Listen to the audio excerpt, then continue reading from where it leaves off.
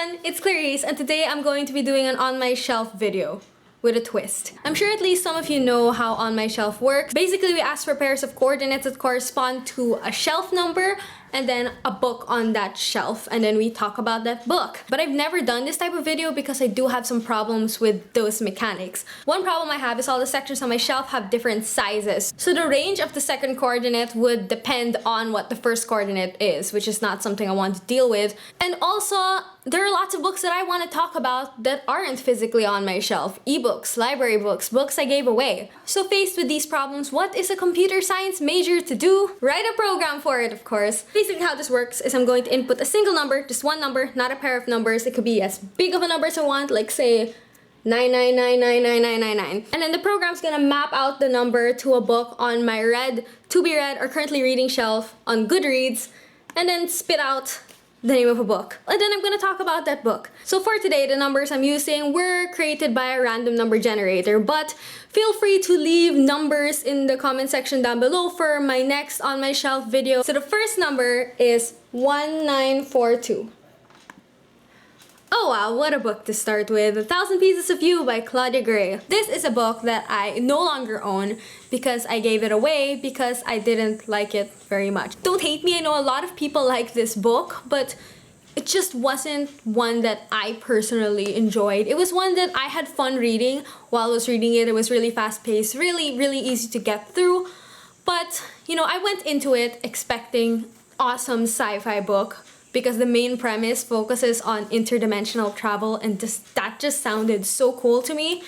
But actually reading the book, I felt that the romance overshadowed the sci-fi a bit, and maybe I should have read the blurb, because it clearly states in the blurb that there is a heavy romance here. And there was, and I didn't really like it.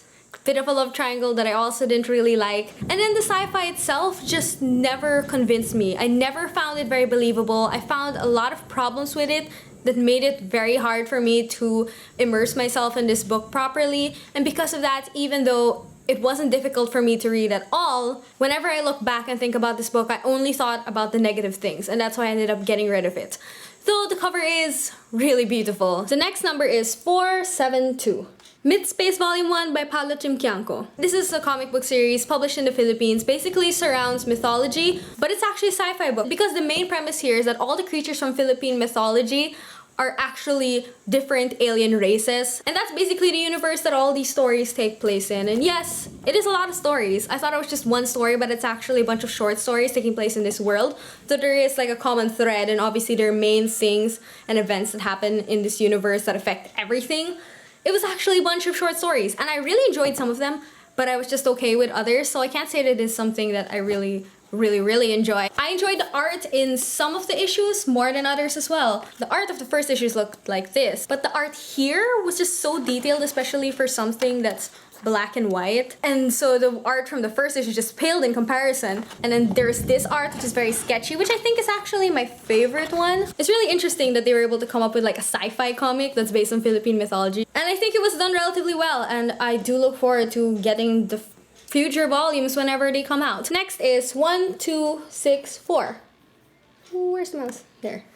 Wow, Twilight. Okay. Twilight was a book that I loved when I read it. It was a book that got me back into reading when I didn't feel like I was reading that much anymore, and it was probably the first book that you could classify as young adult that I ever read. And a lot of people say a lot of bad things about Twilight, and I'm not saying that there's no basis for those things, but I think Twilight deserves a bit more credit. It is a series that, even though it has its flaws, a lot of flaws, it's a series that got a lot of people into reading, or back into reading, which is kind of amazing. And it kind of paved the way for, I think, a lot of young adult books. And I don't know, Twilight will always be special to me, even though I don't think it's a book that I would enjoy given my present taste in books.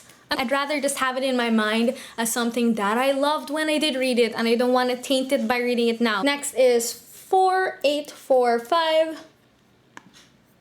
Allegiant by Veronica Roth. I didn't like Allegiant very much, and not even for the same reason that most people disliked it. Because for most of the book, I was really bored. I can't, for the life of me, remember anything else that happened in that book. But at the end, stuff was finally happening, and then when that thing happened, I just felt that it was really meaningful, and I don't know, it gave a little bit more depth to this book that I was generally bored with. I don't really have much more to say about it because again, I don't remember much of this book at all. And lastly is 4766, The Magician's Nephew by C.S. Lewis. I actually read this book, an entire Narnia series, just in December last year. This is actually the first book chronologically in the Chronicles of Narnia series, though I read it sixth because I read it in publication order, which is the best way to read the Chronicles of Narnia. I feel like I would have enjoyed it significantly less if I had read it in chronological order rather than publication order. And it was nice reading this sixth, which is weird for the first book, right? Because it actually referred to a lot of the things that took place in later books. And the way that it was able to connect to The Lion, the Witch, and the Wardrobe, which is the first book in publication order, but the second book chronologically, it was just kind of, wow, that's kind of amazing. And I wouldn't have felt that if I read this in chronological order. And it was also kind of nice reading it this way, reading the first book, seeing Narnia being created, and then following it with the last book, seeing Narnia at its end. This is actually one of the stranger books in the series, but I think it was also one of my favorites, again, just because of how it tied back into everything at the end.